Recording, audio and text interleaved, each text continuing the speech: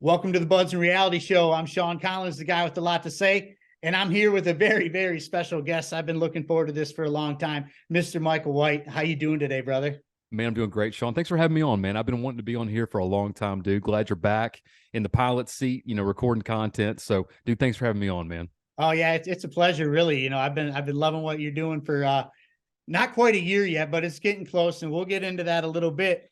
But it's kind of funny. So I got a buddy of mine who's pretty connected with one of the local affiliates here in Michigan. And I was like, hey man, I'm doing a show with Michael White. And he's like, who's that? And I'm like, how the hell do you not know who Mike White is? And I'm like, so here we are. I think we need to let you tell us a little bit about yourself and what you're about so people understand, where we're coming from here. Sure, fair enough, man. I actually don't like talking about myself a ton, which is maybe why a lot of people don't know me, because the idea of self-promotion hasn't been something I've been great at, right? And I came to kind of learn that in my last campaign. Like, one thing I'm not good at is saying, hey, like, here I am, give me some money, right? Right. like I'm not good at that, man. Dude, I'm a pretty normal guy, man. I'm from Louisiana. I'm a kid of the 80s and 90s. I have two daughters. I have a 19-year-old and a 15-year-old, married guy. Owned a business for about 10, 12 years. I owned Verizon wireless stores throughout Louisiana and Texas. Did really well. Sold that company in 2016, kind of semi-retired. I hang out, fish. I'm not like independently wealthy, but like my wife has a good job. And so like I got a lot of time on my hands to think about things, right? And so kind of like a lot of people with, COVID and the COVID era and the regime, and it got to a place where I was just kind of tired of bitching about government, right? Like I was tired of just bitching to my buddies about it. I was tired of just bitching to my friends about it. I wanted to bitch to other people about it. And so I've owned some property here in Arkansas since about 2014. And my wife and I relocated to Little Rock in 2020. Right before like everybody locked everything down. And so at the time, Ricky Dale Harrington was running in the Senate race against Senator Tom Cotton, and it was a two-way race. And it kind of drew national attention to the Libertarian Party of Arkansas. And I had just moved here. I wasn't really super familiar with the Libertarian Party of Arkansas or anything like that. And so then, like the next election cycle, I was like, I'm going to run for something. And, met up with everybody, kind of got involved. We put 56 candidates on the ballot. And I was actually going to run for a local race, like a state Senate race. And at convention, our party chair was like, hey, man, while you won't win the race, we'd really like you, to consider doing a federal office, because you'll get in the debates on PBS. We think, we like hearing you talk. We like what you have to say. We think you do well for us. And so kind of went home, told my wife that night and said, hey, it's a big deal. Like, first off, to be a guy like me who actually is kind of private and pretty reserved, to already say, hey, I'm going to run for something anyway. And then in one day change from, I'm going to go from like a little state Senate race where I can just like walk around like 7 neighborhoods to like, I'm going to go for a U.S. congressional race, against one of like the top banking guys in the world, basically. And I had that kind of conversation with her, and she said, whatever you feel like tomorrow morning when you get there and they're nominating candidates, do what you think you think is right. And so walked in and was like, hey, yeah, I'm going to take that AR2 race, and that's what I'm going to do. And so then started that federal campaign, and yeah, just kind of rolled from there. And it's been a wild ride, man. It's been a lot of fun, more attention than I ever thought that I would get, more than I'm comfortable with sometimes, to be honest. When journalists call you and ask you questions and you're like, man, I'm just fishing right now. Like, I'm not really trying to talk about like, things like this, but it's been great, dude. I really enjoy it. And I've enjoyed getting to meet people like you, like-minded individuals who respect liberty, who understand the concept of limited government, that this movement is not dead. It's driven underground a lot of places. It's, the modern workplace, the modern social environment doesn't value speech on these items very much, right? Right. They value the status quo. And so until you really get involved, you don't realize how many people really think the way you do, who are like, man, something's not right. Something's not adding up. What isn't? You're like, it's the government, dude. Yeah, that's what's not adding up. No ifs, ands, or buts about it. No ifs, ands, or buts about it, man. They are doing it. That's all right, man. That's Michael White in a nutshell, basically, man. That's awesome, man. Now, where did you sit on the political spectrum before you became a libertarian then? I mean, I've always been kind of in the same place. I graduated high school in 2000. So I was, and so kind of this is a formation story too of kind of my mental thinking. I was 19 years old when the Twin Towers went down. Okay. I was living in Bossier City, Louisiana. I was attending a college called Louisiana State University in Shreveport, not the big one, but the one in Shreveport, like satellite campus, because I got kicked out of another college because I'm young and dumb basically. And so I'm working at this pizza place in Bossier City. I woke up. It was a Tuesday morning. I woke up. I was late for class. I was late for my biology class, and like I flew up to campus, and like I pull in the parking lot, and like no one's there. And I was like, what's going on? So like I run to like the class, and it's like this big biology seminar. I think it was like 206 or 202, something like that. And there's like 7 people in class. Now remember, there's no internet, man. There's internet. There's no like, there's no Twitter. There's no Snapchat. There's no Oh, constantly this, man. If you didn't turn the news on or something, you didn't know. And I mean, I didn't have a TV or cable at my little crappy apartment I was living in. And so the professor walks in. Her name was Dr. Stephanie Ammett. She walks in. She says, in case you haven't heard, um, both the Twin Towers in New York have fallen. Planes hit them. We think the nation's under attack. Everybody go home. All right. And so I was like, what, dude? What? Like, I'm just hearing this, right? And I'm a 19-year-old kid. And so I'll walk over to the student union with a couple buddies, and they have like this old, like crappy flat screen, rear projection TV. Remember the ones back in the day? Like if you looked at it like this, you couldn't see it. oh Like, yeah. I they remember had that. one of those, man. And so, CNN was playing. We're watching the footage over and over and over again. But I gotta go to work, dude. Like on the lunch shift, I work at this pizza restaurant over in Bossier City, Louisiana, which is across the river from Shreveport. So I go over to work, me and my buddy Ben, nobody's out. I mean, everything's dead. Like nobody's out. Nobody's coming to buy pizzas. That's not happening. Like nobody's even ordering pizzas to get delivered. Like it's just not even going on. So my boss is like, dude, we're shutting the restaurant down, man. Y'all, catch a smoke break, whatever you want to do. Maybe we do some side work for an hour and then y'all can get out of here. So if you remember at the time, they grounded all the flights in the country, right? Yes. Okay. So there's not a plane, there's nothing going on, there's not a Cessna, there's nothing happening. And so Shreveport, Bossier City is a Air Force town. Barksdale Air Force Base is in Bossier City. And the flight line for Barksdale Air Force Base basically runs alongside this highway called Airline Drive, Barksdale Boulevard. These two highways that are kind of parallel, kind of. And so we're sitting in the back smoking cigarettes, hanging out, and we start hearing like the sound of jet engines approaching. And like me and my buddy's like, dude, oh, it's happening. Like, here it goes. We're about to be next, right? And so if you remember, nobody knew where George W. Bush was at the time. He was being secreted around the country for security reasons. Well, about that time, kind of over the treetops, here's like 4 F-16s and Air Force One No shit. coming to land at Barksdale Air Force Base. Okay. So like we're like, oh, we know where the president is, and so what do like 4 or 5 like young dumb guys do in during a terrorist attack or whatever you want to call it, and the president just landed at your Air Force Base. Man, we hopped in the car and drove up there, man. Like I don't know what we thought we were gonna do. Like I don't know, like I don't know if we thought they were gonna let us in. I don't know, man. We're dumb, right? And so we go up there, and there is there's a bridge that connects Shreveport to Bossier City. It's the Shreveport Barksdale Bridge. Comes over the river. It's kind of a 4-lane bridge, two bridges that come together. And at the front entrance of the end of that bridge is another 4-lane highway. That's Barksdale Boulevard, and that's like the main entrance to the Air Force Base. And growing up in this city, that's where you went for air shows. That's where you went like with your buddy's dad, who was in the service, who'd take you to the BX and like let you get some cool stuff or whatever else, And there's literal tanks on the road that they had called over, I guess, from Fort Humbug or like the National Guard. There's tanks. Like, I mean, not like Humvees and machine guns. I mean, there's fucking tanks on the road of a highway that I grew up on. There's like sandbag and machine gun emplacements. There's like guys walking around like the whole fence. Like they got barricades, police, everything. And I think it was that moment, seeing that, like this occupation and show of force, like on the soil that I grew up on, that like kind of really did something to my brain about like what government is, what it's capable of, and how quickly maybe that monopoly of force that they have, right? And Right. so I was that generation, that 9/11 generation. It was the age group of my buddies that, went off and fought in the first, invasions and stuff like that. Many came back, some didn't. The ones that came back, most of them came back with something either seen or unseen kind of. And so kind of as I got politically active, and kind of started my own company and was doing stuff. And then of course you had the kind of Tea Party movement, right? But the whole time, like I'm voting, I'm always been kind of like a third party guy. There's just a part of me that likes the underdog story. Like I remember being a kid thinking Ross Perot was cool. All right. Oh Like yeah. I thought it was cool that like this dude was just like, because my dad was, kind of a Reagan Republican at the time. My mom was a big Bill Clinton supporter. So we had kind of an interesting family dynamic.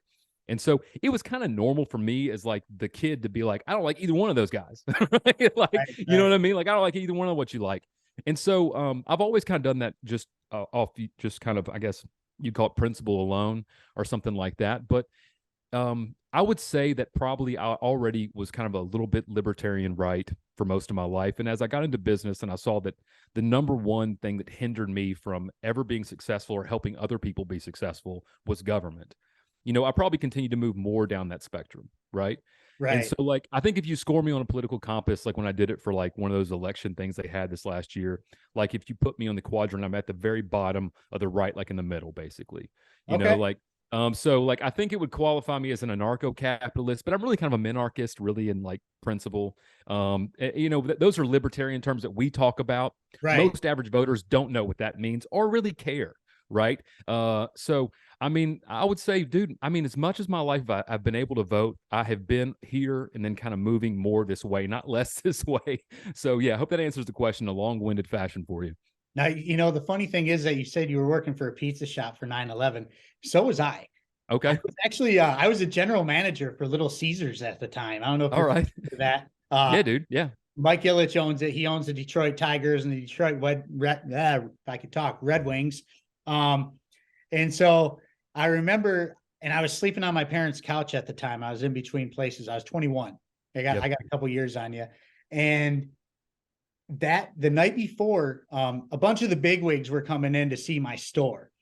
So that night, I had to clean. I was scrubbing walls and floors and in the walk-in, cleaning all kinds of shit all by myself till like 4 a.m. Okay. Right. I get that place spick and span. So I go home and I'm crashed out on my parents' couch. And my mom was a bus driver and she was in between runs and she's kicking the couch, telling me I need to get up. You need to get up and see this. You need to get up and see this. And when I woke up, that's when the second tower got hit. That's when I Wow. woke up, was I saw that happen. And I was like, holy shit, what's going on? And me though, being I was raised hardcore Southern Baptist, neoconservative, man. I jumped on that train. I was a Bush supporter. What the hell was wrong with me? But no, man, like I went Dude. there and that was that, and I'm like, we are going to kill these people. I was about it.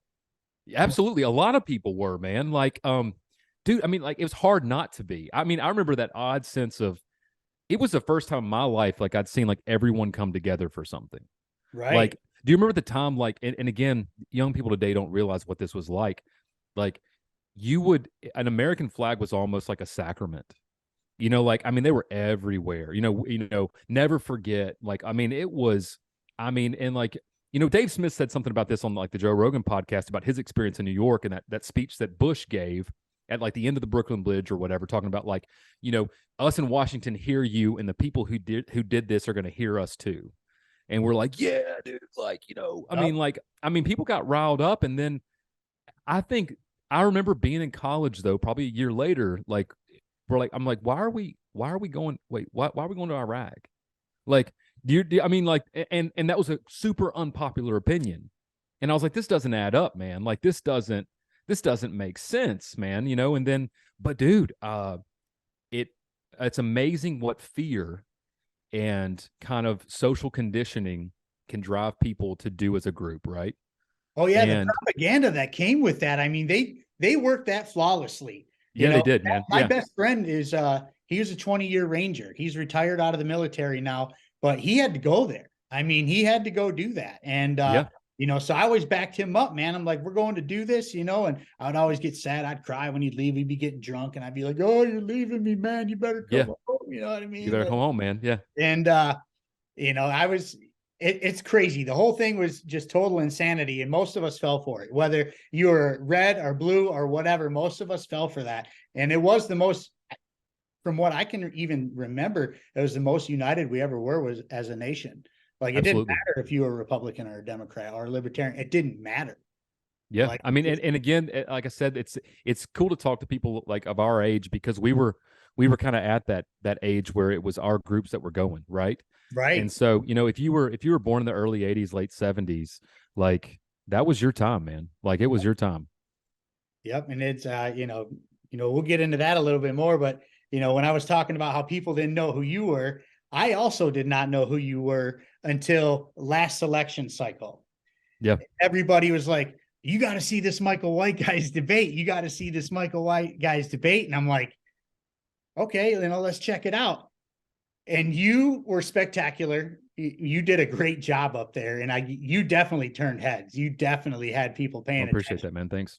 But you had this one mic drop moment where you had poked at the foreign policy about the war and about how we were there for 20 years in Afghanistan to replace the Taliban with the Taliban. Yeah. And I was rolling, dude. Like I was cracking up at that, because it's as much as it's not funny, it's funny. Right. Because Yeah. how can you not laugh at that? Like, what the hell did we do? We were there. We spent all kinds of money. All kinds of people died, and we just gave the people back, the people that we were there to take away stayed.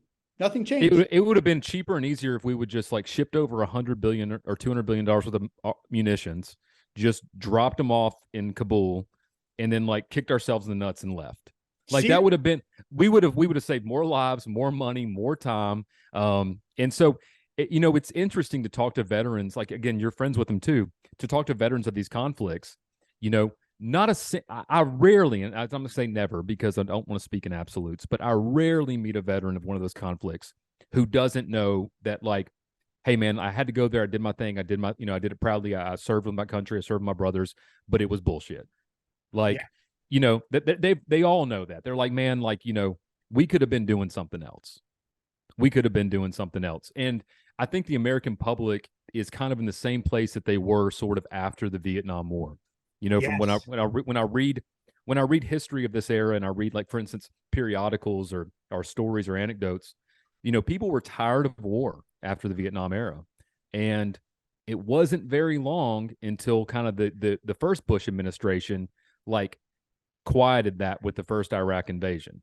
You know what I'm saying? Like, they were like, oh, we came in 7 days, kicked ass, fucking left, nobody died. Like, look, man, look how badass we are at war. And that's kind of how we thought it was going to be in 2002, 2003. We were like, we're going to go in there. We're going to make Iraq glass, right? These goat people in Afghanistan, they got no chance against us. And here we are, dude, 20 something years later, trillions of dollars spent, thousands of lives lost, and we're still there, man. Like it's a crazy thing.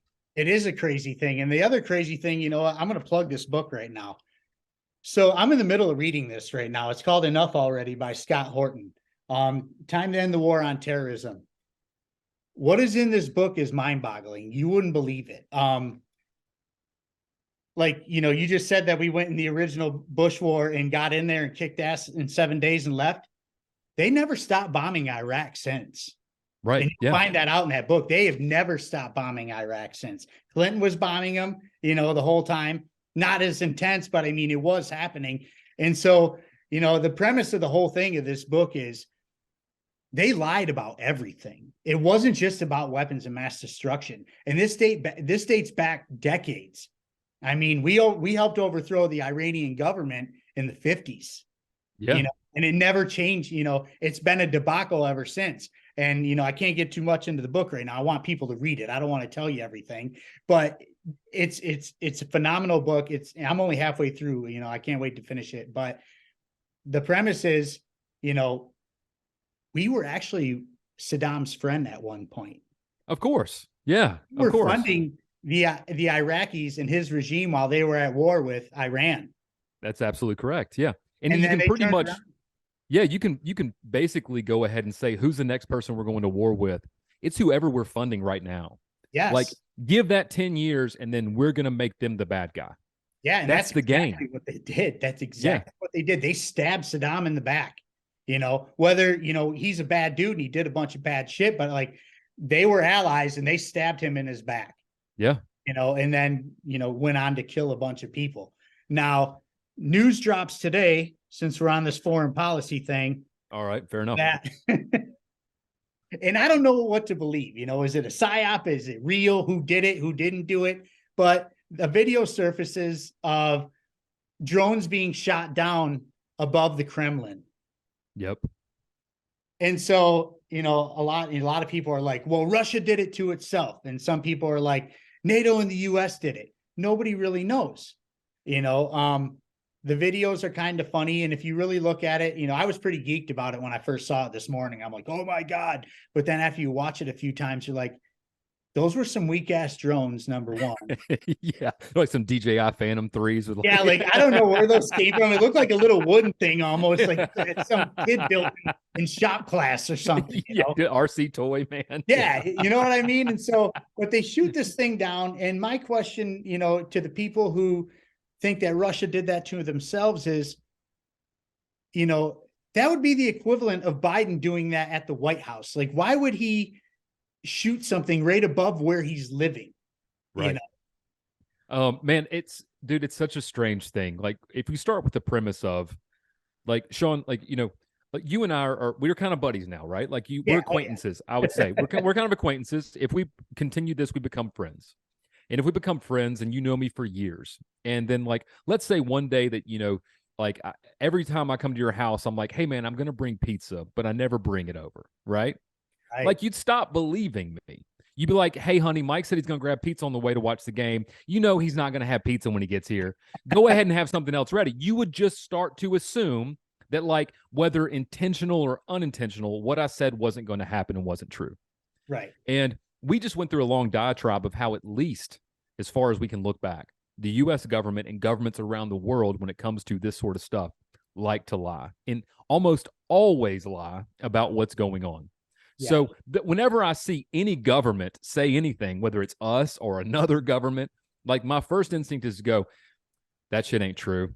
Like, that's my first instinct. So whatever the story is kind of right now, I have to assume that's probably not that way. So what's weird is, you're right. Like, now we're in a quagmire of what is it? Like, because, you know, is it Ukraine? Is it NATO? Is it American interest? Is it Russia doing it themselves, a psyop to try to further advance? I don't know what it is, man, but I know this. It just continues to get more and more dangerous of a situation. And the American population is going to be the one that ultimately suffers, I think, from a lot of this. Yes. Yes. Like, the whole thing is, you know, when you look at, you know, somebody who says, you know, Russia did it to themselves, you know, they are the propaganda kings. I mean, there's no secret to that. So they very well could, and anything's possible. But is it likely? I personally don't believe that they would do that to their own White House per se. I think that's a little far-fetched. So one thing that a lot of people don't understand about the current conflict in Ukraine is, in Russia, it's illegal to call it a war. You cannot call it a war in Russia as a Russian citizen. You can be jailed and arrested for it. Okay. It's called a military operation or a military exercise. And state media really clamped down on this. And I would invite people, you can go on Rumble, go on Odyssey, other places, and there's kind of man in the street stuff, like where some kind of brave Russian journalists have gone out in public and said, what do you think about the war in Ukraine? And they're like, oh, we can't call it a war. Like, so no matter what your opinion is of Russia or Ukraine, remember, the average citizen of those countries is not involved in this. Okay. Right. They're the victims of this too. This is governments doing this to governments. Yes. So, you know, it wouldn't really be very beneficial for the Russian propaganda machine to do this to themselves, it seems like. Okay. Because they've had this line that this isn't a war.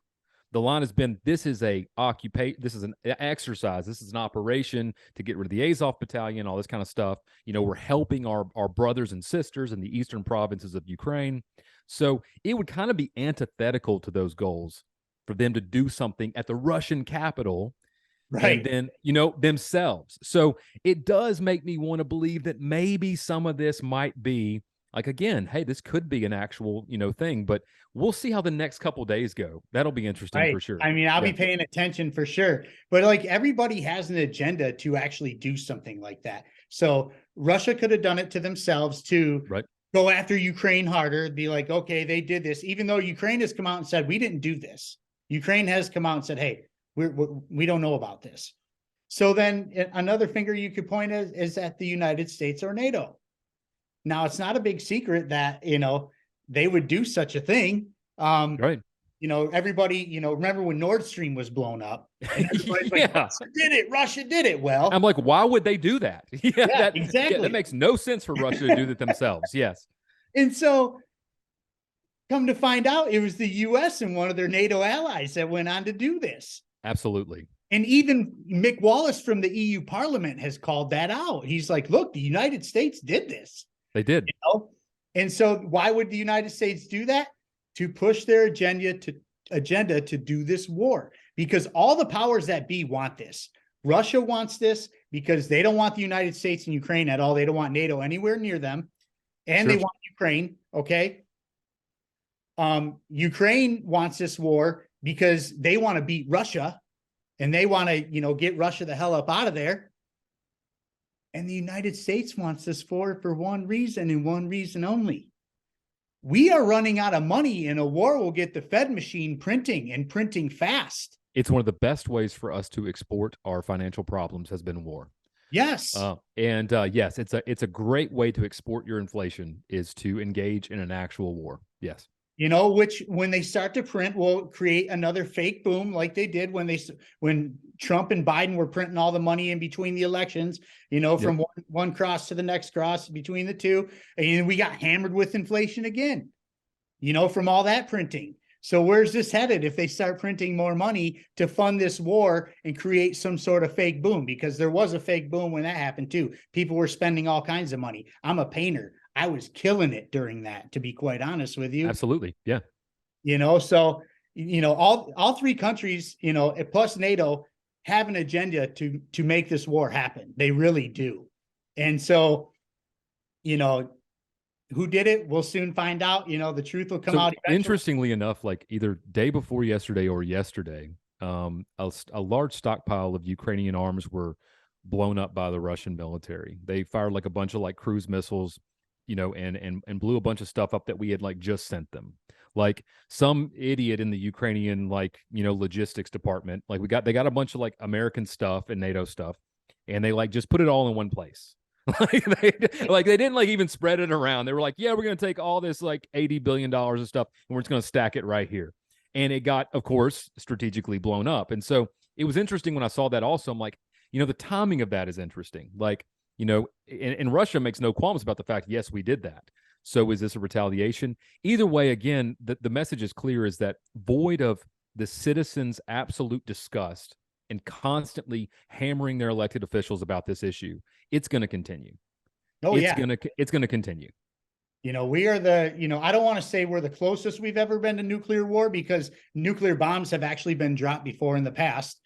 But we are the closest in our lifetime that we have ever become to having a nuclear fallout, with superpowers involved, whether it be us, whether it be Russia or China. And of all people, Russia and China have joined forces, who have been enemies for decades and decades, are all of a sudden holding hands, doing military exercises, starting their own digital currency together with some other countries with the BRICS system. That's right. Yeah. And so the United States has itself in a little bit of a pickle right now, because some superpower countries have some serious beef with us. And so they're not just going to walk over there and think they're going to stop these people. This is going to be a bloodbath. Millions of people are going to die, millions. It would be a, you have these kind of like, again, another book you've probably read, like The Fifth Turning, you have these sort of, very quintessential moments in history where paradigms basically completely shift. Right. And we have essentially, since the 40s, after World War II, the United States has been a country where the best thing that we make is war. Yes. It's the best thing that we make. And the best thing we make is the ability to kind of empire build. And if you have something we want, we're going to bring you some freedom. If you got something we want, we're going to bring you some freedom, and we're going to install somebody we like, and then we'll let them run it for 10 years. And then we'll make them the enemy, and then we'll bring you some more freedom. Right. And that's how we've basically run this country for almost a century now. And so we're coming up on this paradigm where the only way to combat that, if you're a growing superpower in the world, let's go ahead and put your Russia or your China hat on, and you say, okay, if America's McDonald's and we're Burger King, how do we compete against McDonald's? Well, we have to run a business the same way they do. We need to have drive-through windows. We got to have locations on every corner. We got to have national advertising. We need an app on a phone. We need coupon days, whatever it's going to be. And so Russia and China are essentially just emulating the exact same thing. We're going to get together. We're going to create a world reserve currency. We're going to expand empires throughout places where we have natural resources. We're going to do our best to nation build. We're going to gaslight our public into thinking we're doing the right thing, right? And so you're really getting to where these two ideas, kind of the immovable object, the unstoppable force, are coming together. And the average American needs to understand that the smartest and most intelligent thing to do at this point in time is stop. Like, you have to stop. Because you're right, man. And I do say this, and not lightly, we are closer to a nuclear war than we've ever been in our lifetimes. In fact, it was our parents' generation who maybe came a little closer during the Cuban Missile Crisis. But even that should be a lesson of history of how this should be handled. Because just like JFK was like, dude, if you put nuclear weapons pointed at America in an island out here, this is over, right? This is crazy. We're going to go to war. That's essentially what Russia is basically saying to NATO, which is like, you have weapons capable of launching nuclear arms at our country, and you keep pushing them closer to us. If the hat was on their head, what would you say? We'd say the same thing JFK said in the Cuban Missile Crisis. And that's what basically Russia's doing. And so this isn't a good guy, bad guy thing. This is a common sense versus craziness thing. And so the common sense is, America, stop. Like, stop. You're not going to be made safer from any of this. No, they're making it worse. And, they got all the, like I'm reading this book right now, the attacks from 9/11 happened because America's been meddling in Middle Eastern business for decades. Yeah. So fly these planes into these buildings, and because they're pissed. And now, they're putting military bases up everywhere, and they got them up everywhere. Now, mind you, we haven't had a war since World War II that had any inkling to do with any type of freedom or liberty for this country. And not a war that Congress has ever declared since World War II. Yeah, bingo. That's right. They're all illegal. All these wars are illegal. And run the printing presses, man. At that. That's right. Surprise. Yeah, so, and it requires, and I said this during a kind of event that we had for the Defend the Guard legislation, is that endless monetary printing requires endless wars. Okay, those two things arise mutually. You need those two things together. And the sad thing is, the thing that you need to tell the average American is, it needs a third ingredient, which is your sons and daughters. Somebody's kids have to die for that system to continue. And if it's not yours, it's going to be somebody else's. Don't you want it to be no one's? Right. And so it's this really, really insanity, and just kind of like what happened to us in our generation during the 9/11 attacks. That same sort of propaganda machine's running now again. It's the same playbook, and so it would only take, God forbid, some sort of false flag attack here in America where you would see that universal rally behind it. And that's what scares me more than anything, is because there's so much money for a few people to make with this, that the incentive is certainly there for them to push it over the edge. Oh yeah. And that's the thing. And the craziest part about it is while there could be a threat on US soil, and I really believe something's going to jump off here if they keep messing around. I really do. And they're trying to take our guns in the meantime. Yeah. Like, listen here, gun grabbers. I'm going to tell you something right now. When trouble finds its way here, you're going to be begging for these quote unquote weapons of war. Okay. Right. Yeah. Like, you'll be begging for them because you don't want to get caught with your pants down when China and Russia show up here doing some crazy shit. Well, I mean, it was insanity to me. But again, dude, I've said this before, man. The only thing consistent kind of with the progressives lately is their inconsistency. Right? True. Like, they were like posting pictures of like women in Ukraine, like learning how to fire an AK-47. And they were like, look at her queen. Oh, she's defending her country. And then like, you could post a picture with actually the inferior semi-automatic version of that you can own as a civilian, and you'll get railed on social media. Yeah. Oh, yeah. Like, I'm like, well, what's the difference here, people? Like, dude, it's absolute insanity. And you can always go back to, they have to make a good guy, bad guy argument every time to keep this going, whether it's Democrat versus Republican, whether it's Iraq versus America, whether it's the terrorists versus the West, whether it's, Russia versus Ukraine. The narrative needs that division, that illusion of choice. And man, they're doing it all over again, man. They are. And it's weird because we lived through it once already. So, the younger folks don't remember, or they weren't around yet. And so they don't understand the propaganda machine that comes along with it, nor do they read books like this. Because, Yeah. which everybody, let me just plug this real quick. We do something on Twitter called the Liberty Book Club. Me and my sponsor, the Infinite Seals Syndicate, we started this Liberty Book Club, and we just tweet our Liberty reads, and Cool. people kind of been jumping on it or whatever. It's important that you read history books outside of what you learned in school, because what you learned in school is not what it is. I can promise that right now. Most times it's not, dude. Like I could point to countless things that are full of shit that we learned in school. Like the last show I did with Donnie Anthony, we were talking about Abraham Lincoln, and actually a couple shows before that, and especially, like, don't ever say this to a conservative, how, Abraham Lincoln was a racist tyrant that wanted black people deported and started wars for taxes. Yeah, Wow. don't say that. Yeah, if you say that to a conservative, they'll lose their mind. That's just like saying GD in front of a Christian, pretty much. Yeah. But I mean, that's, you were taught different in school. And that's just one thing I like to throw out there that's new that, I've been talking about lately. But, it's weird because we already seen it happen once before. So we know not to trust it. Us Gen Xers and older millennials and stuff like that, we're like, we've seen this program before. Yeah, I've seen this one before. Exactly. It's like that Back to the Future meme. Like, I've seen it before. Yeah. But the weirdest thing is out of this, though, is it's actually the Democrats that want this. What happened to the anti-war Democrat? I don't know. Well, I mean, they love to kind of play identity politics, and I guess you could say, like, they love to say, "Oh, these people are the victim," right? It's kind of inherent in sort of the device, I think. Hold on, I'm trying to fix my headphones here, man. Like, I'm having some technical malfunctions over here. Here we go. All right, this pair of headphones is starting to mess up on me, and so I got to like hold this like wire just right to hear you. There you go, man. All right. But moving on from the foreign policy thing. There's some other stuff going on that should be talked about, and that's going to lead us into something else that I want to get into. Another bank closed, and I wish I would have wrote it down because I can't really remember, but another bank went under. JP Morgan is the one that took it over. Yep. And now we got Janet Yellen in the background screaming how we're going to run out of cash by June. Where are we headed with this here? Okay, so it's very, very important that people understand. You have to start first with basic monetary theory, right?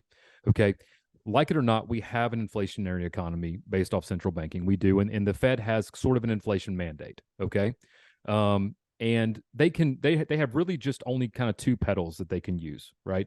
They can either raise rates or lower rates. I mean, there's some other things, some toxic asset purchases. And if you go back to like the 80s, like with Volcker, like when inflation got out of control, and he said, "Hey man, I'm going to raise the interest rates to over the inflation rate," right? And that's how you kill inflation, okay? Because if I got $1,000 and I can go put it in the bank and get 18% on it, or I have $1,000 and I can go buy, a speculative stock or real estate, chances are I'm gonna put my money in the bank. Most people will do that. Like 18% of my money, that's insane, But the problem now is we kept interest rates so incredibly low for so long, okay? And they were just heightened in the pandemic. And remember, in March of 2020, the Fed made a rule that said, "Hey, you don't have to have any reserves anymore at all." So we don't even have fractional reserve banking. We essentially have no reserve banking, okay? So you've had these insanely low interest rates combined with basically no reserve banking, and now the Fed is forced to start raising rates because inflation is getting out of control. And the real inflation number, in my opinion, I think the real inflation number is somewhere around 13 to 15%. That's the number that I think it's really at, okay? Which means that the Fed would need to raise interest rates to about 16%, okay, to just stop it. That would stop inflation tomorrow. Eggs would go back to being whatever. Gas would go back to being $1 a gallon. All this stuff would eventually just fall off. But the problem is that, remember, the value of a bond is inversely related to its interest rate, okay? So if I loan money to my buddy for 10%, and I have a note that says he pays me 10%, right? And then I sell it to you, that note, that obligation to collect that money, okay? And I sell it to you for the face value. The only difference in profit you make is if the interest rate goes down, because he's still paying you 10%, but you're paying 0, right? So now you're collecting a 10% difference, or a 9%, or whatever else you want to call it. So these banks held all this treasury paper at 0%, okay? They got all this stuff at 0%, no margin for any profit. And so even, I mean, you can't raise rates much more because you're literally killing the balance sheets of these financial institutions. And Yes. so this is going to continue. And the Fed is literally in a rock and a hard place because they need to raise rates, but they'll break the system if they do. Right. So I Right. think we're going to get one more rate increase. I mean, we might actually, I think it's this afternoon we get the decision. We'll probably get one more, and then I imagine it might hold here for a little while, and then we're going to drastically start dropping them again. And so, yes, we're in a really weird place where, like you said, something has to happen. Like the nexus of everything is coming together. You have monetary policy failing. You have a highly competitive contrary system arising with the BRICS countries. We have a literal nest egg of a crisis we can start at any time, even a nuclear crisis we want to with Ukraine and Russia. And so all the problems, like all the ingredients are there, like they're all sitting on the table together. It's like, it's not a smart idea, man, to like put a lighter and like a firecracker and a gallon of gas next to your hot water heater. Like, it's not a good idea. It's not right? at all. Okay. Like, it's not always going to blow up, but no one's going to say, dude, that's a smart thing to do. That's what we have right now, kind of in the world stage, is we have like literally every possible bad ingredient you could have put together in the most volatile area. What's going to happen, dude? I can't tell the future. If I could, I wouldn't be on this podcast with you. I'd be sitting somewhere else, Right. man. But I'll tell you this, if you're not scared, you're not paying attention. I mean that, and that's a fact, Jack. And I brought up Janet Yellen, and she's saying we're going to run out of money in June. But just a month and a half ago, she's testifying in front of Congress that she's going to raise the debt ceiling to $50 trillion. I mean, which is it? Are we going to raise this debt ceiling? Are we going to run out of money? The only answer is this war. This is going to be the ultimate goal. So if anybody's trying to figure out where we're going with this, financial thing in the war and how does it play together, that's exactly how it plays together. You have that one alternate theory, which is like the controlled demolition, right? The idea that, and this is one that I don't necessarily really favor, but sometimes when I start wargaming things in my head, I could see how this could happen, where because so much of the global economy is interdependent upon American debt, that while I don't think it would happen, a default would be irrevocably damaging to both all of our enemies right now would be just as damaged by an American debt default as America would be. And then America and central bankers could theoretically give rise to a new system and say, here's a CBDC. Like, hey, Sean, I know that you like the money you had in your JP Morgan account and the balance of your 401k, all denominated in US dollars, is now worth shit, right? We estimated that you had a nominal value of, I don't know, say you had $100,000 in retirement funds. We can't give you that back, but we can give you 200 grand in CBDC, right? And that'll be your settlement, your new American settlement. But it's going to come with a couple strings attached, right? Like you're going to have to spend half of it on things we say to, when we say to. And by the way, at any point in time, we can inject some new rules to that, which is like, hey, man, if you want to keep that balance, you need to show us your vaccine card. We got a health emergency. Yep. I mean, remember we gave you that $200,000 to make you whole. So, your compliance is now ordered. Like, I can see that possibly happening. I just don't know if the powers that be are ready for that yet. I think more than likely we probably get one more round again of the same old tried and true. Again, let's force a conflict somewhere in the globe. Which is where we're headed. I firmly believe it. I'm not you like you when you said, hey, I don't know the future or whatever. I don't know the future either, but I can tell you that I firmly believe that we are headed in the direction of a war, a full-scale, massive war that's going to get ugly in order to fix the monetary system, or quote unquote fix, because it's not really going to fix. When you print endless supplies of money, we've seen it time and time again. We're going to hit in another inflation period, which will totally damage the poor even more than they're doing right now. I mean, they're pretty much pricing people out of living, and they're destroying middle class. I mean, people like me, I'm just a painter in the world. I'm nobody, you know what I mean? And so, it hurts me too, but imagine somebody who's, not, making X amount of dollars, and doesn't work for themselves and stuff like that. And they're on fixed incomes. It's the number one issue. Like I said, we kind of talked about this kind of off air, is, libertarians like us, we like to talk about sort of the big stuff sometimes, right? But like the average guy out there, the average American voter who doesn't watch podcasts like this, who don't read books like you're reading, who's not tuned into kind of like the history of what's happening, what's going to happen again, they sort of live their life on a day-to-day basis of what's right in front of them, right? And we're sort of at a prime time to take the average American voter and say, hey, look, doesn't this suck? Like, you are literally being priced out of living. And I know very few people who you can meet on the street that wouldn't agree with that statement. I got a buddy, man. He's the sole breadwinner for his house. Not a rich guy. I mean, does decent. Just got a pretty decent raise like a couple years ago at work. Was really excited about it because him and his wife have lived like, they've lived paycheck to paycheck for their entire life, right? And they had a second kid, and things were pretty hard, man. Like, he's still like, he doesn't drive like some fancy car, nothing like that. But he just was like, man, I'm finally gonna be able to get ahead, right? He's like, I'm Right. finally going to be able to maybe I can buy a bass boat now. Like I've never been able to do that. Or maybe I can take my kids on a vacation once a year to the beach. I've never been able to do that. Or, maybe I can actually now start socking away some money to fix this house up, and then boom, here you go. We send you a couple of shitty $600 checks. We print $7-8 trillion. And now literally he's like, dude, I made, 30 grand more last year than I've ever made in my life. And I have less money than I had before. Where did it all go? And that's how it's going right now. And it's Yeah. complete insanity. And then, the a lot of people in the world, and I have friends that say this too, where they're like, I'm not worried about what's going on in the banks because I'm broke. I don't have 200 or more than $250,000 in there. The FDIC is going to protect me. No, it's not. If there's no money to back the FDIC, how do you think this is going to work? They're going to take your money and it's going to be gone. Yeah. I'm with Shane Hazel. Run the banks dry. Get your money. Well, the thing is that the least among everyone always bear the brunt of bad policy. Okay. So when you talk to a guy like that, he goes, man, I don't care, dude. I got like $400 in my bank account, dude. I'm just out here YOLOing it. I don't give a shit. Be like, dude, whatever's going to come of this, whatever the bad things are of this, it's going to be you who feels it the worst. It's always that way, and it always will be that way. So it'll be the poor that are priced out of living. It'll be the poor that have to probably have the most mandatory compliance.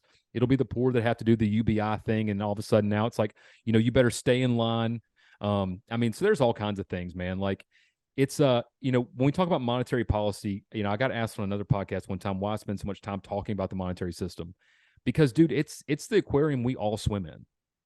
Like every problem we have in society, whether it's crime, healthcare, education, whatever, they all need money to function, not function. And when the monetary system is screwed up, everything is screwed up. And I would argue that we have the single most screwed up monetary system in the history of humanity.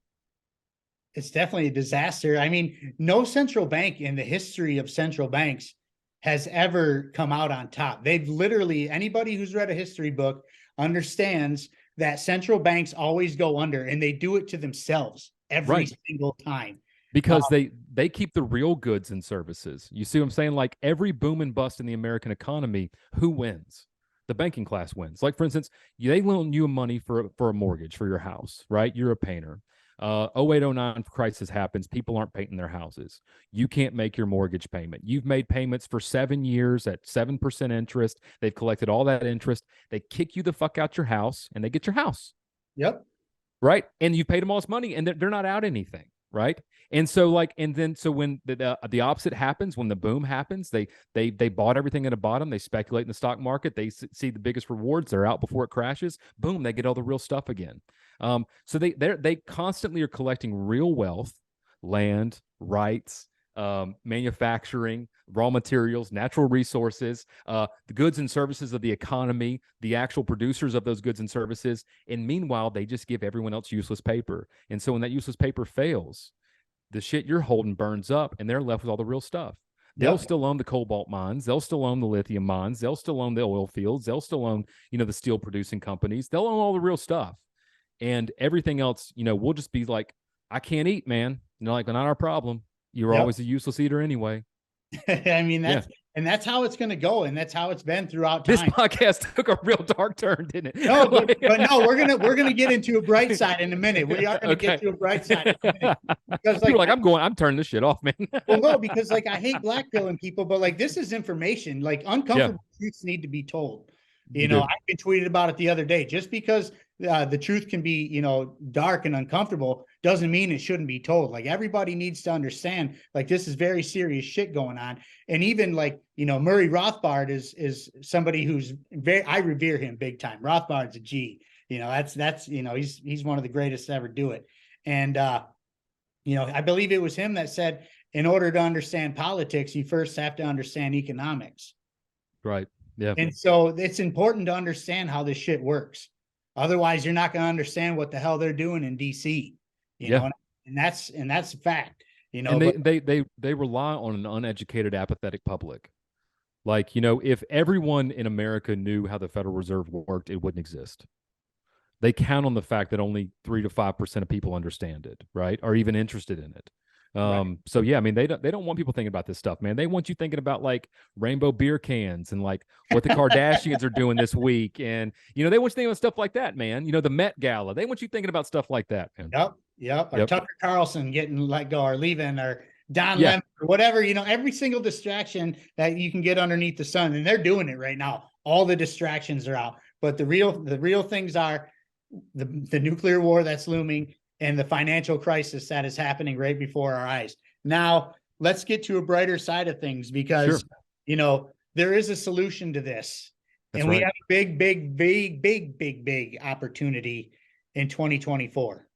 When it comes to the election, you know, they're going to shove Donald Trump and Joe Biden in our face again. It sure looks like that, doesn't it? No, it's what it is. I mean, they have all the money. They're going to campaign. They're going to get the nod. Now, I really believe, you know, there's radicals from both sides that are just going to go with it, and they're going to vote and do their thing or whatever and buy into the propaganda that comes along with it.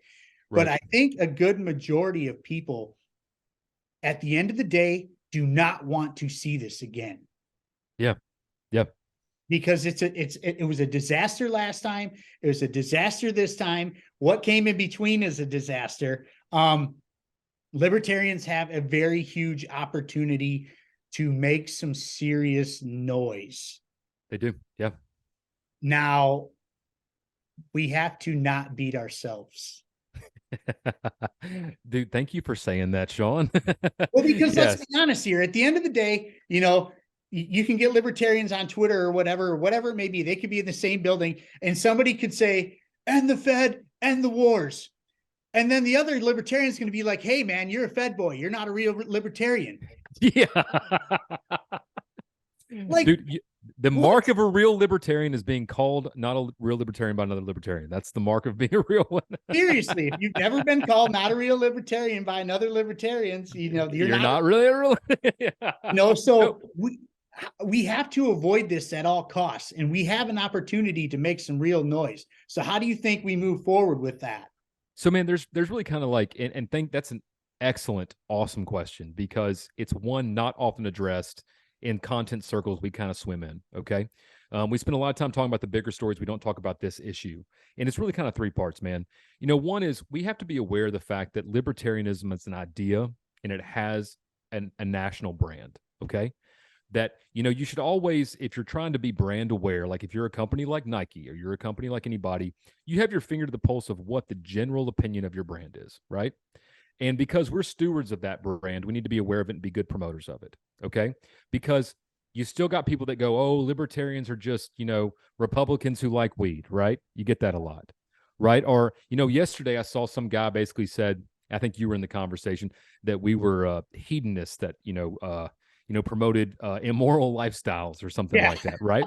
And like, I'm like, dude, I'm probably one of the most like traditional people in the world. Like, I just don't want to. It's my job to live my life, live yours however you want to, dude. I don't, we have to be aware of that, man. And I think that for when it comes to like national candidates, people that we have in like kind of the national limelight, we need to make sure that those people are good ambassadors, of how liberty is an answer, right? Like, I don't expect our presidential candidate in 2024 to win. That's not going to happen. And I don't expect like a gold wave in Congress in 2024. I don't expect that to happen. What I do expect to happen is to change some hearts and minds about, man, this libertarian thing might not be so crazy. Now, how do we win? The second part of that is most politics that affects people's lives are local politics, right? Yes. Right. And so you have to have, those are the races where actually, parties and state affiliates can really get some things done. But that kind of requires that third thing, which is organization. Like, and we're going to be disorganized if we're constantly infighting, right? Like, I've avoided a lot of this caucus versus caucus stuff. It's not my game. It's not my thing. Like I'm like, dude, y'all can argue about shit when you start winning races, right? But until then, we should all have one common goal, which is to occupy hearts and minds and occupy seats. And so, we need more local libertarians. So you need those national ambassadors, that national brand. You need to start winning some local seats. Just start, because I promise you, once you start, it'll take over. Because people, small towns will say, you know what, man, we got a city council with 9 idiots and one really good guy. And that good guy's a libertarian, right? Or we have a school board and we got 8 assholes up there that never do what I want to do. But this one guy, this one girl up here, she's a libertarian, right? And so that next election cycle, that's how you take that over, So meet people where they are, be organized enough to get that accomplished, and be aware of your brand. I mean, like, this isn't a complicated thing. The problem is, like you said, I tend to find that libertarians are the smartest people in the room. A little pat on my own back here, okay? Like, I tend to find that if I go into a room and have a political discussion, libertarians are typically the smartest, right? And we don't often reduce things down to just like talking points. We can see everything as it is, right? The downside of that is we can sometimes get so ideologically bound that we're of no usefulness in the common world, right? And so, like, that's one of the big things that I think that we're going to have to fight, and I think that will be the issue is, I agree, taxation is theft. I would like to see no taxes. I would love to. I think it'd be great to see a purely voluntary society where, government is fee-based and funded voluntarily. That's likely not going to happen in the next decade, right? So when a libertarian candidate says something like, hey, I just want to reduce the taxes, don't call that guy not a real libertarian, right? Like, he's trying to get there, I mean, like, he's trying to get there. And so I think we do that, we'll start doing really well, because you're right. The field is ripe to be planted. Like, it is a fertile field, more fertile than I think it maybe has ever been in certainly our lifetimes. And I wasn't alive before my lifetime, obviously, but I read history, and I think it's more ripe than any time in the past 250 years. The last time it was this fertile for a radical new idea to take over was the founding of this country. And so I think the principles that we hold, to, which is liberty, self-government, limited government, self-ownership, self-responsibility, they can take over again. But it's going to require good branding, good ambassadors, organization, and local candidates who are willing to do the work, man. Well, absolutely. And it's also like, and I'm super guilty of this. I'll be the first to admit it. Like, I can be pretty hardcore towards people. Yeah, we all can. On a thread or something like that. Like, I can get pretty hardcore, but we really need to watch that too, because how you come at people can make or break you, and sometimes, myself, big time, I can sound like an asshole. Right. Well, but we have libertarians tend to walk softly and carry a big stick, right? Like, we tend to be people who give it to people how we get it.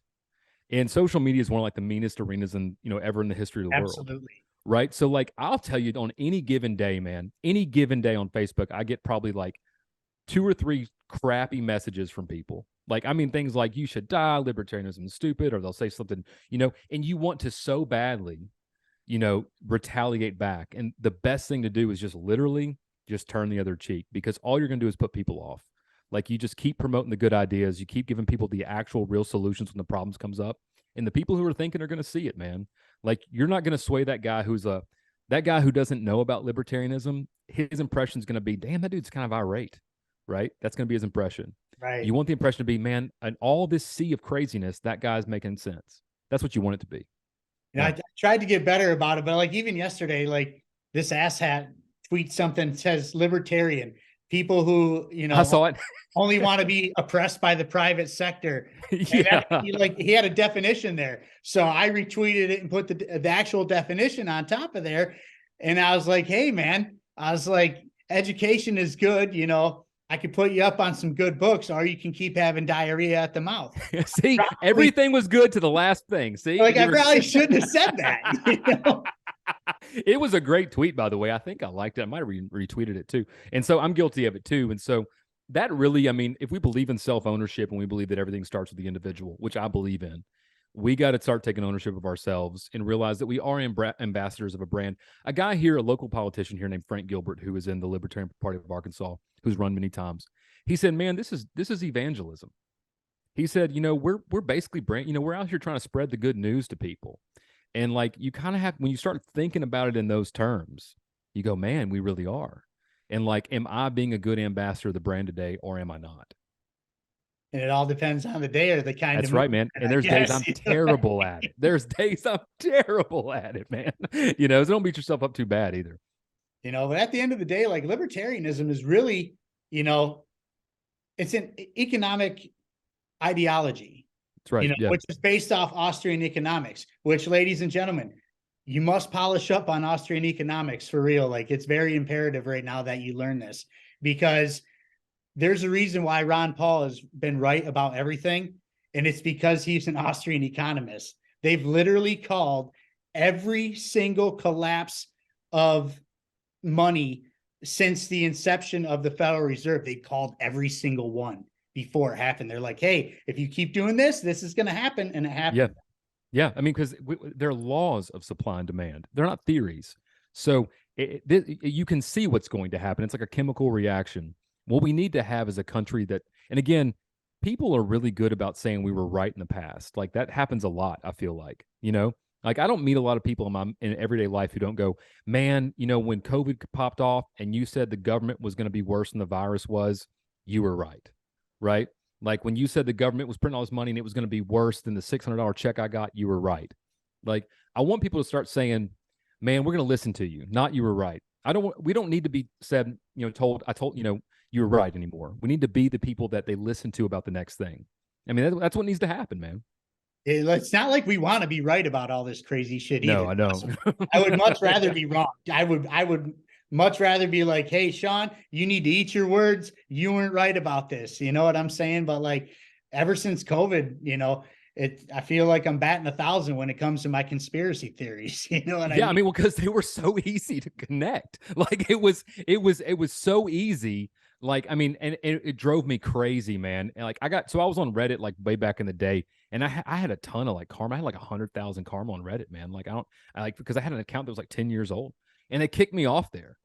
Like, they banned me off Reddit because like when this started, and it happened, I think in like local subreddits like Little Rock in Arkansas, because I remember the day that like the lockdown started, like I made a post and was like, be careful where you're going with this, right? Like, and I basically kind of laid it out like, when the government, takes an inch, you give the government an inch, they're going to take a mile. It's never going to be 15 days. You have introduced the restriction idea into the government psyche. It's not going to stop with just this. It's going to end up being this, this, this, and this. They're going to close your businesses. They're going to restrict your travel. As soon as there's a vaccine, it's going to be mandatory for participation in the economy. I was like, these are the things you're setting in motion. Do you want to go down this route? Right. And like instantly people were like, you just want people to die. Like, right. I'm like, no, right. I never said that. Like, in fact, I'm trying to make sure people live. Right. And so sometimes we get what we deserve. And I think that like a lot of what we're dealing with right now is because people chose these things. And we have to be good at letting them know there's a different way to be. They can choose something different. It's okay. Yeah, there is a better way. And libertarianism is it, Me, I'm more of an anarchist more than anything, but I do love my libertarians, and I will go in and fill that straight libertarian bubble in the thing. I'm not just going to pick and choose anyone. Straight libertarian ticket, I'm out of there. Well, we need anarchist and anarcho-capitalist in the party. Like, they're needed. And again, Larry Sharp said this really, really well, is that like they keep, I think, things balanced, because without like for instance, my state affiliate, like my state party, without that 10 or 12 anarchists in that room, we probably would just eventually devolve into like a Republican light party or a Democrat light party. Right. So actually, I said that on my show. I pinned that on my Twitter. Yeah, that's where it was. Yeah. And I thought it was so perfect. And like he said it. And so I'm just going to repeat the same words. Like, that is so true, is that like, so, I got a couple of anarcho buddies, man, out there who are like, dude, I don't need anything, like nothing. I'm like, cool, man. Like, I'm glad that like we can at least sit down and talk, like, because I think that they're needed. I think that it's important to have them. I think, everybody's needed in one way or another. I feel like like if in a perfect situation for me, there would be no government. But, you know, if there's going to be a limited government, I don't think it should be all one party either. You're right. It should Absolutely. be, you know, somebody to keep the other guy in check, to keep the other guy in check. Well, I And mean, that's the thing, man. You know, stools balance on three legs, man. You know, and it's like kind of like, man, like football fans, like, you know, like really hardcore football fans. Like, ask one of them next time you meet with like a really hardcore football fan. Be like, "Who's your team?" They're like, "I don't know. Pick one. I don't know. Patriots, you know, Cowboys, whatever." And you're like, "What if they won every game all the time?" Like, you probably would stop watching the NFL, right? Like, you would probably stop watching the NFL. The same thing needs to happen in government. That's why I'm a big proponent of like three parties. Because if you have three parties in Congress, and I think probably the most ideal Congress probably looks like a third occupied by Democrats, a third occupied by, you know, Republicans, and a third occupied by Libertarians. Because nobody can control anything, right? Like, you have to come together and find solutions to yes, problems based off the marrying of ideas. yes, And you know, and so like that's kind of where I am with it. Like, so, you know, there's days when I wake up like, man, it'd be a great world if like everybody, all 435 seats were libertarians. Probably not, man. That would probably be just as dysfunctional, if not more so, than what we have now. So, because half of like, them wouldn't be real libertarians. yeah, they wouldn't be, man. I have to call them out every day, man. I have to go on the floor and be like, "You're not a real libertarian." Like, You know, yeah. that would So, just be it, you know? yeah, so I mean, I think in all things, man, balance, and we don't have any balance in politics today. You know, we have just further and further division and attrition, but essentially for one singular goal. And again, I talk about it a lot, man, that illusion of choice. It's a dangerous, dangerous thing. One of my favorite lines in like the Matrix movies, when I remember watching them as a kid, was when they're talking about how like the first version of the Matrix, everything was perfect, right? And they were like, but people rejected it because they had to feel like they had a choice. They had to feel like they had some sort of strife, something to overcome, something to deal with. Dude, that's exactly what you have in the two-party system today. Like, man, I grew up in Louisiana. I've been on riverboats before. It reminds me like a slot player at a riverboat casino. Like, watch a slot player at a riverboat. They're going to lose their money, okay? But the machine every now and then throws them some lights and some words and makes them feel good while they're losing. And that's what like duopoly voters are like, man. Like, they'll get Yes. one little thing and they'll be like, "Yeah, dude, we did that shit," you know, and then but they're still losing. Like, you know, the value of your currency is deflating. You know, there's warrantless spying on every citizen. The agencies are weaponized against you. You're on the verge of a nuclear war.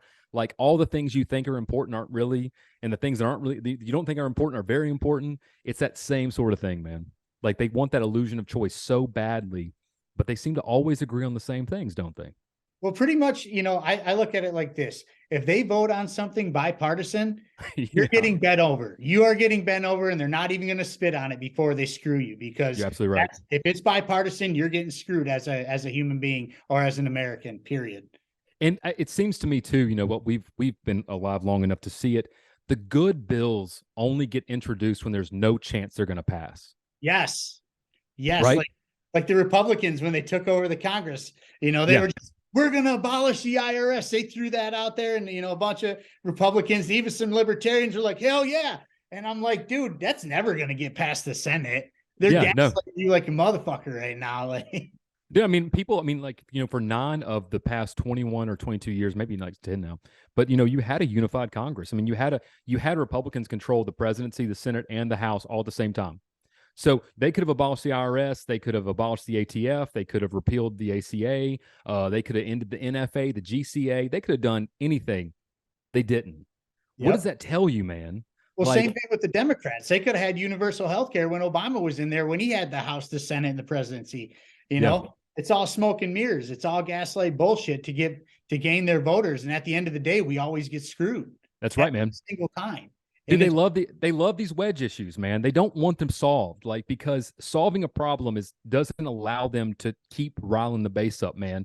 Like, dude, the big one right now, of course, we're going to codify Roe. I saw this as a Democrat ad on my Twitter, or like, you know, the DNC said something, yeah, and I'm sitting there going, y'all had 50 years, man, to deal with this problem. Like, you right. know, and now that, you know, it's been kicked to the states, let's think about this logically. Like, let's say that did happen. They were going to keep their word. Like, oh, some Democrat voters vote for them. They codify Roe. The second it's passed, it's back in the court system, right? The second temporary injunction, almost immediately, probably the next day. And I bet you a month, 2 months later, it's at the Supreme Court, and the Supreme Court kicks it back to the states, right? and you wasted how much political time and effort. So that it's never going to happen anyway. Like, and again, that's not really an issue I really feel, super, like powerful about or anything. I'm just picking out one. And again, like the fair tax issue. Like, hey man, like I don't like taxes, but I think the fair tax is a step toward liberty, right? Lars Mapstead's big on the fair tax. Dude, yeah. And Lars is very, very good with financial stuff. And I think he understands it very well, probably better than most people in Congress understand it.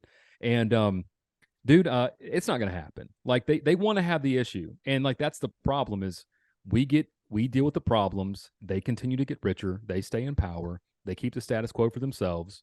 And then the average American walks around with a shittier and shittier quality of life and continues to pull the lever because they're not the other guy. Yep. That's the system we have. Yeah. That's a perfect analogy, really. I mean, that's a perfect way to put it. That was great. But Mike, thank you. Or Michael, thank you. Michael, my mother would say, don't call me Mike. She'll get mad about that, but you can call him whatever you want to, bro. Like, right they call him, down here at the taco stand, they call him Miguel. So it's cool, man. It's whatever. Nice. Taco stands are great. I also like buying tacos out of trunks of cars because I support black markets like that. Hell yeah, man. Yeah. You know what I mean? But yeah. Michael, thank you so much for your time, man. This was great. We'll have to do it Sean. again. Absolutely. Go ahead and plug your pod, dude. Okay, so you can catch me sometimes on the Black Powder podcast. We broadcast live basically every 2 weeks. We're trying to get once a week right now. Me and Marcus Matthews over in California. It's a fun podcast, man. We have a lot of fun because we can talk about things that other people sometimes can't talk about. And my little 30-second pitch, find me on Facebook, MW4Liberty. Find me on Twitter, MW4Liberty. Twitter has like always kind of shadow banned me a little bit from the beginning. So any followers there is appreciated. And yeah, man, I look forward to being back in the mix again in 2024, dude. So I was going to ask you if you're going to do it again. I feel like you better. You better we're fighting for ballot access right now. We're collecting signatures here to be back on the ballot. So once that is done, that's the first step. Then we file with the Secretary of State, say, here's all our signatures. We get that done. Then we can be back on the ballot. So, yeah. Because I really feel like you could win next time. I feel like you turned enough heads the last time. I feel like you have a legitimate shot of actually taking a seat this time. I really thought that if like I could, for the amount of money, I got roughly about 5% of the vote, which apparently was a record in 2022 in a 3-way federal race. Yes. And I had like raised like no money. Like, I mean, I think like all in all, I was somewhere around $4,000, something like that. And half that was like in-kind donations, like the guy that built my website and stuff like that. And I kind of looked at my cost per vote and man, if I could raise like 100, 200 grand, my opponent raised millions and millions and millions, I could probably put a dent in it. I mean, for sure. Absolutely. I think just by you getting up on debate stages and doing your thing, you would have a legitimate shot. It wouldn't even matter about money anymore. Because the media doesn't want to cover you unless you're paying them. That's the problem. Like, there's that. Yeah, that's the big thing. Like the number one thing that I got after the debate was people messaging me going, I didn't even know you were running until I saw the debate, which was like a week before the election. Right. And I was like, man, I've tried to I've sent out press releases. I've done everything I can. But if you're not buying ads in the newspaper, they're not going to write about you. If you're not, if you're not buying ads on the radio, they're not going to have you on. Luckily, a local radio station have you on a lot. If you're not, paying for polls, you're not in the polls. I mean, that's just, and that is one thing that our local candidates need to be aware of is they are in a machine and there are some rules to the game. And they're going to have to find ways to make those rules work for them. That's why I'm big on these local candidates, man, because they're going to be the first wave that starts actually getting things done. Yeah, I'm a big proponent on local stuff too. I've been talking about it quite a bit on my last few shows, just because, just for nullification purposes, really, right. To break free of their chains, because they're just never gonna cooperate. We need some libertarian sheriffs. That's like the first thing we need.